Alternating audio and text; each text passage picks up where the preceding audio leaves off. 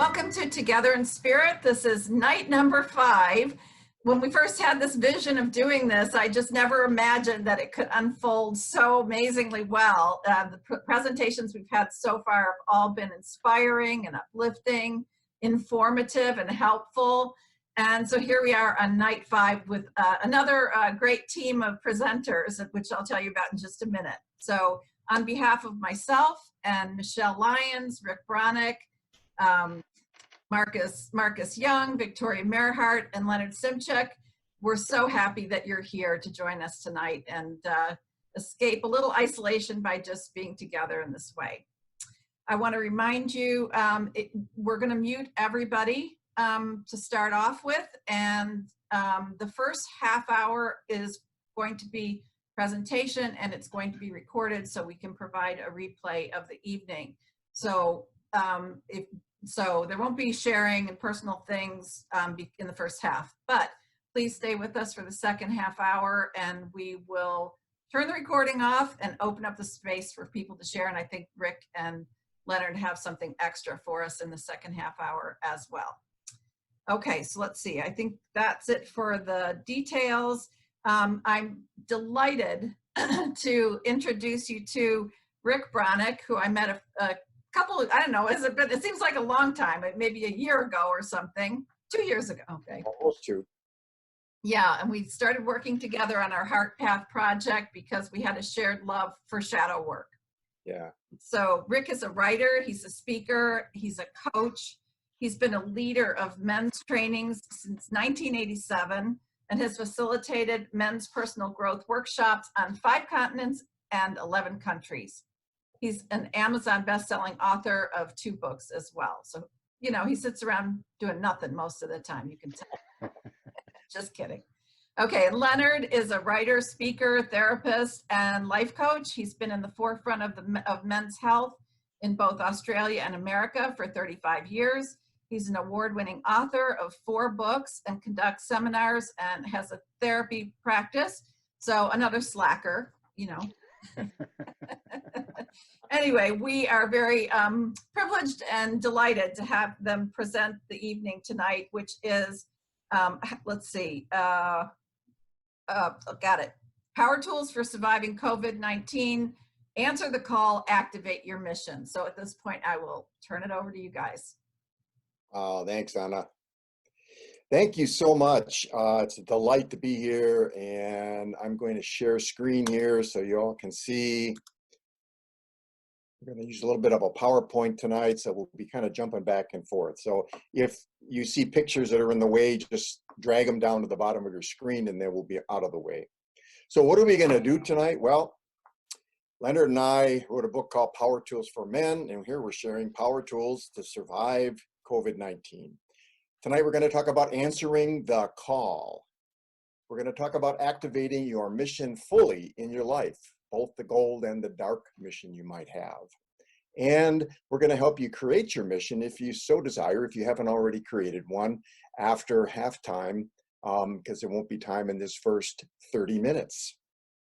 So at this point, I'm going to turn it over to my beautiful friend and co-facilitator, Leonard, and I'll stop sharing and we can highlight Leonard and he'll start us. Well, thank you, Rick. It's a real treat. Thank you, Anna, for organizing all this, and it's been a real treat. So I'm going to be talking about answering the call. And really, this is a great time that we're having to answer the call. So I think of the COVID-19, it's been a wake-up call for all of us.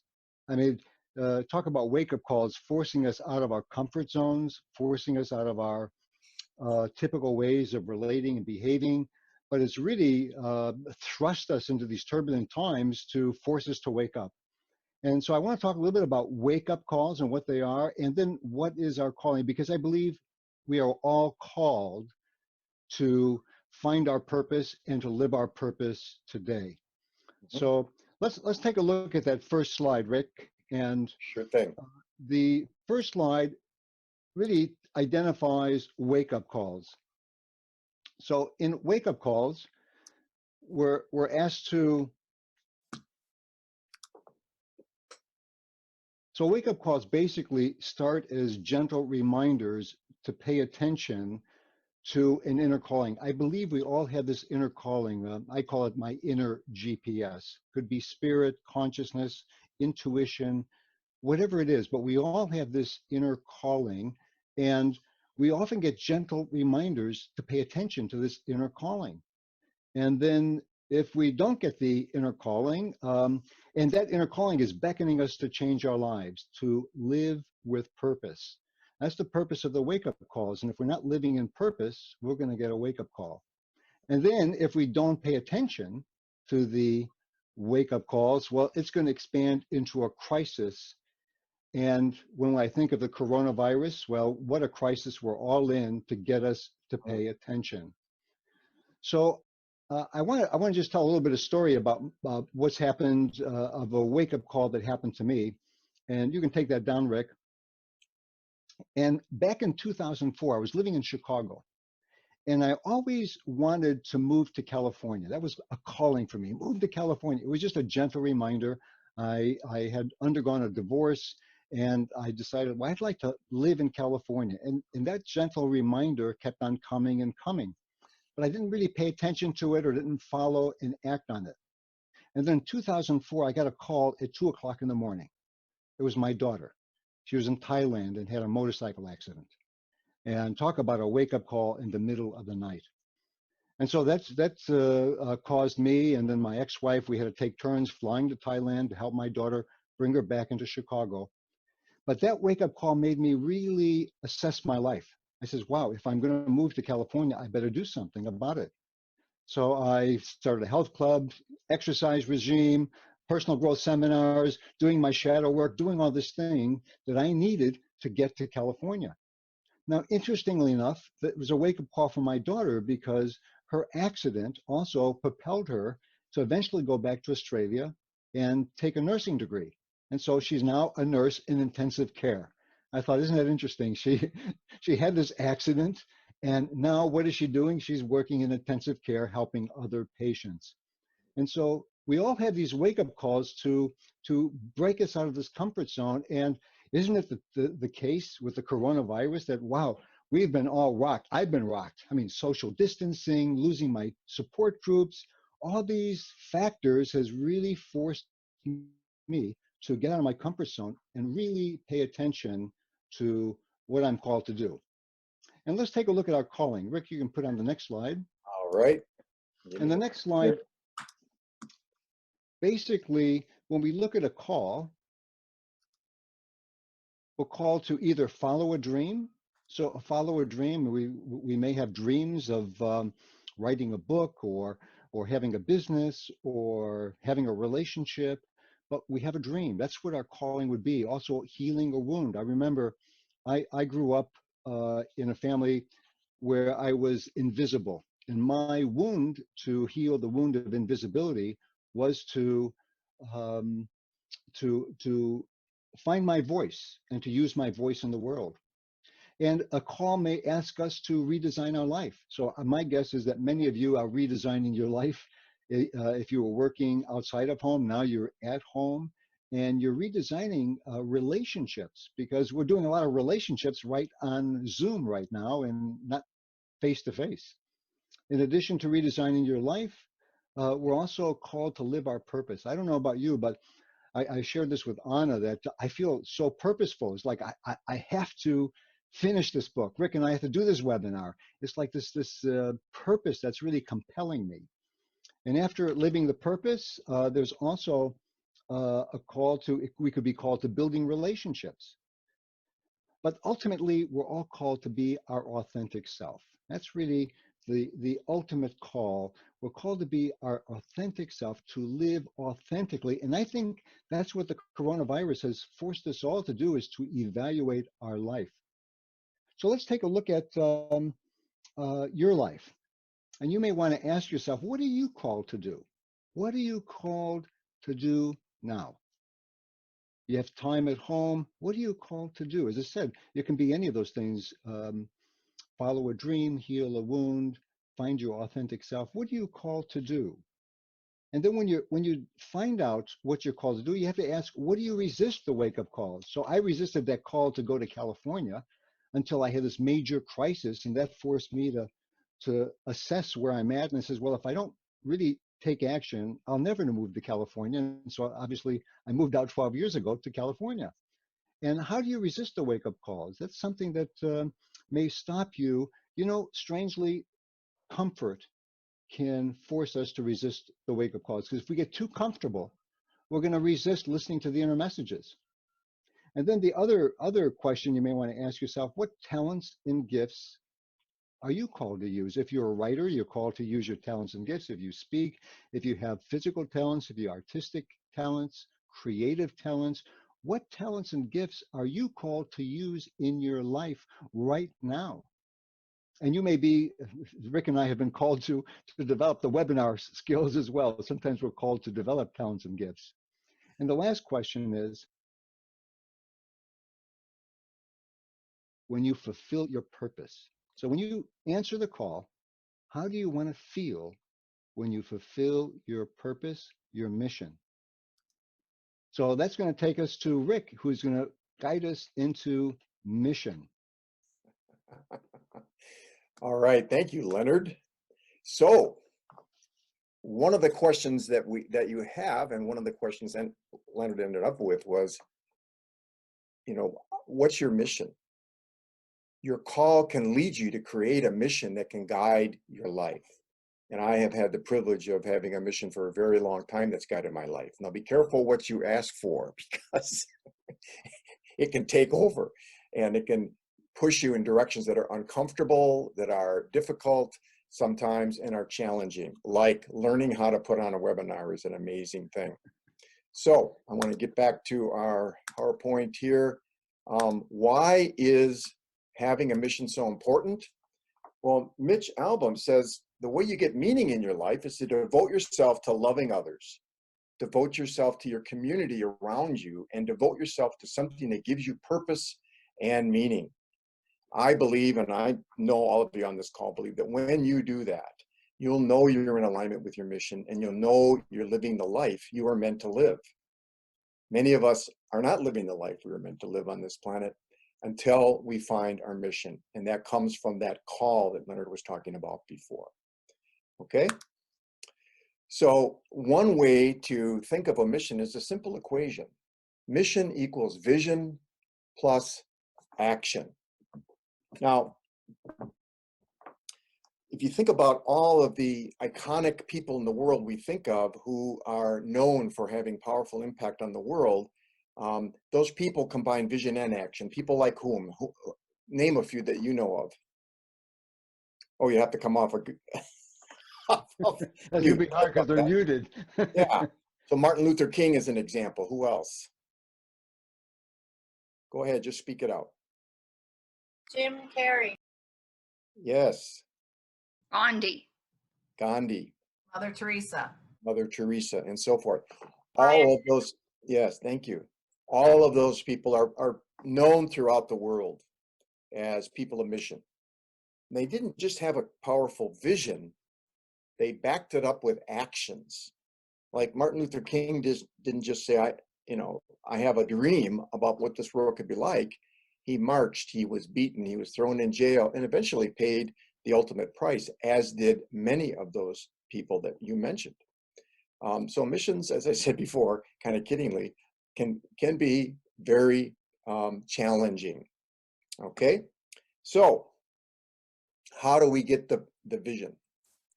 Well, you might consider these questions, and again, after the break, we'll take more time with this if you want to.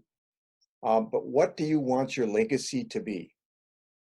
You know, on the day of your eulogy, I doubt that you want to hear your loved one saying, well, she put in extra hours at work, she made so much money, or he made so much money. Most of us, that's not what really is meaningful in life. So what do you want your legacy to be? How do you want to be known? How do you want to be remembered? How do you want the world to think of you and your life? Second question, what are you called to change about yourself in the world? That can be part of your mission. And thirdly, where does the world need healing? Now, I know from the 6 facilitators who got together to do this work, if you've been paying attention and listening to the workshops and the webinars we've been doing the last 5 weeks, this whole group, all 6 of us, are absolutely tuned into the world needs healing. And right now, where does the world not need healing might be a better question, because we're all facing this tremendous challenge in our lives, aren't we? As Leonard pointed out before, there's an opportunity here to dive into your mission, and maybe in a way that you haven't experienced before, and to start having an impact on the world that is larger perhaps, or different than the one you have had. So these questions can help you define your vision. I'm sorry, yes, your vision. I went ahead too far there. Help you define your vision. What you want to see changed in the world, okay? But that's only half of the component of a mission statement. The other half is, what action can you do to bring that vision about on a daily basis? Not something you do once a year or once every 3 months, but something you do on a daily basis. These actions are important, just as important as the vision, to make your mission potent and to bring it into the world in a way that can make change in the world. So here's some questions to ask yourself. What are your passions, your talents, your gifts? I believe the most potent actions are those that involve gifts. Are you a writer? Are you a musician? Are you an artist? Are you a teacher? Are you a minister? Are you a therapist? You know, what is that unique passion, talent, or gift? Second question, what is your sacred self calling you to do with them?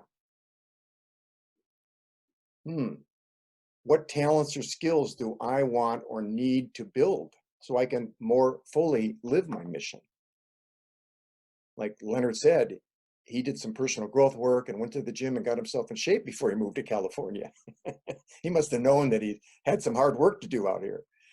And what will I give back to the world? So in my own case, the actions that I've chosen to take are to be a writer. I have some talent as a writer.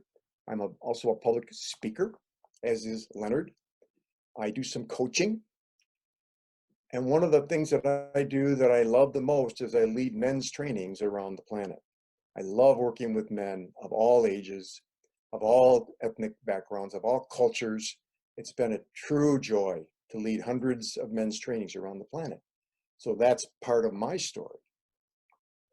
I also have a deep passion about working with sexuality and with couples. And Michelle and I do that together. Okay?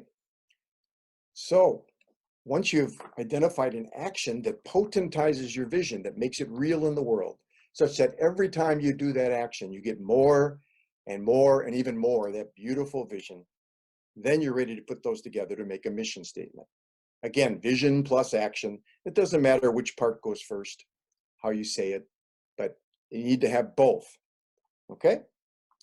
It starts with the stem. I create a world, or it could be a planet, or it could be universe, whatever word fits in there best for you, of, and there you come up with your vision, by or through the action.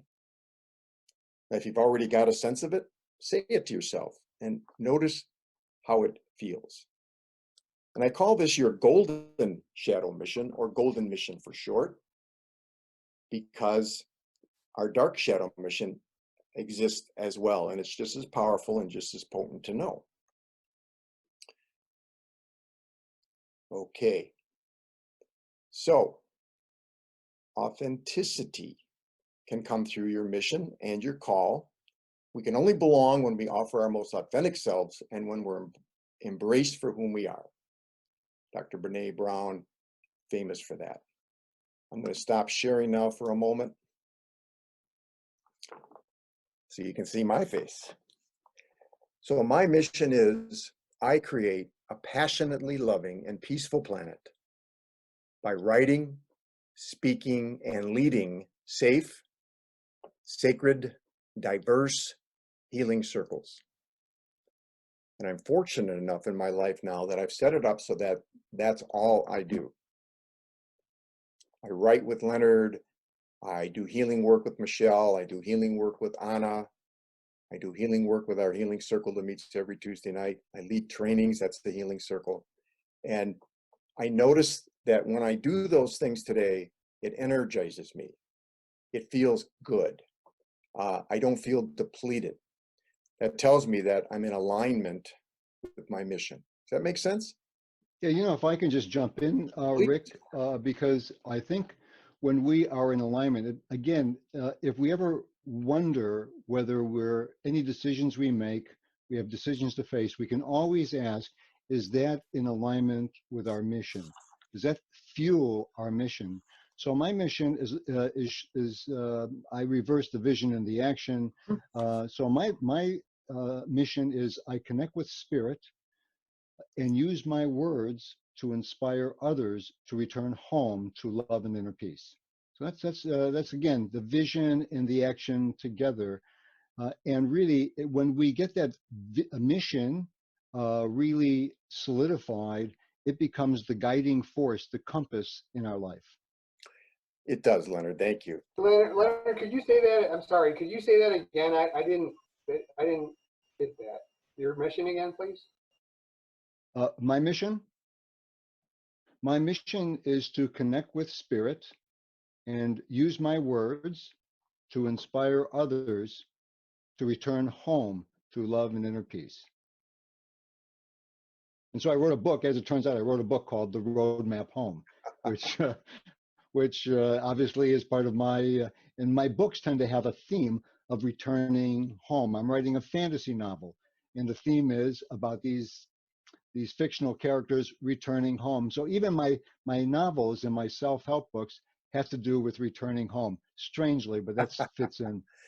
And I wanted to share a really quick story about mission and the potency of mission. One of my dearest friends, Henry Thurman, is an African-American who lives in Milwaukee, Wisconsin.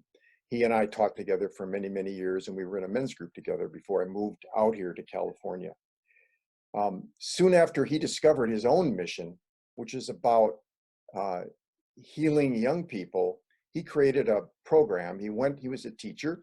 He went to the Department of Public Instruction in Wisconsin and got a $60,000 grant to begin working with young men and women of color from the inner city of Milwaukee and Racine and Kenosha, Wisconsin. And for 10 years, he ran this program and touched the lives of many thousands of young people. Now, these were kids that were headed for gangs and prisons and early deaths, and he changed the lives of many, many of these young people. And just about 2 weeks ago, I talked to Henry, and he showed me a Facebook post from one of his former students. This is from 20 years ago, who said, "Mr. Thurman, I don't know if you remember me, but I did your Pride program." That's what it was called. And I just wanted you to know that I've been working in a inner city hospital during this COVID thing in the emergency room. I'm a doctor now, and I wouldn't have got there without the work that you did. Oof, that touches me deeply. Mm-hmm. And it touched Henry, and he was in tears when he shared that story. So that's the power of mission. So Leonard and I invite you to listen to your call and create your mission, put it in a mission statement, because that's something that I say to myself every single day. And if you want to wait till after the break, if you want to work on that, I'll be happy to work through the process with you. And I also want to hear your missions after the break. All right. So at this point, Anna, do you want to take over, or should I go to our business card piece? Yeah, go ahead and let people know how they can get a hold of you and okay. Want to hold on do just some more a work second. with you guys. And I'm going to share screen again. And we got this beautiful piece here. Hold on a second. I'm going to get some faces out of the way. And then I can. Rick, we still have my old number there. Oh, no way. Yes. Okay, how did that happen? I don't know. Be your correct number. Yeah, easily fixed. Say it. 949 949 973 973 5159. 5159. So, you know, that was a wake-up call, clearly. I have two Polish friends, Leonard Szymczak and Leonard Szymczak, and I sometimes get them confused. I humbly apologize for that. Anyhow, I invite you to take a screen capture or take your cell phone if you have it and take a picture of this. This is how you get a hold of us, and we'd be delighted to work with you. Down at the bottom is our offer. We have a free webinar called the Free Toolbox to Help Men Thrive. And there's the link for that free webinar. It's about 45 minutes long. And Leonard and I talk a lot about tools that men need to thrive in this crazy world. All right. So with that, I'm going to turn it back over to Anna. Oh my gosh. I know I say this at the end of every week, but that's just what I needed. That was amazing. I mean, I've done tons of work as a life coach. I've done tons of work around purpose and mission and all that stuff. But I think you guys, the way that you put it together, you know, I was able to just put a new mission statement together. Oh, nice. While you were talking, and it, you know, it's just really simple and clear, but a lot of depth to it. So gosh, I knew all those years of experience that you guys had would come through tonight. And sure enough, that's what happens when you have a lot of experience. You could take a short amount of time and deliver a lot of content. So thank you guys so much for that.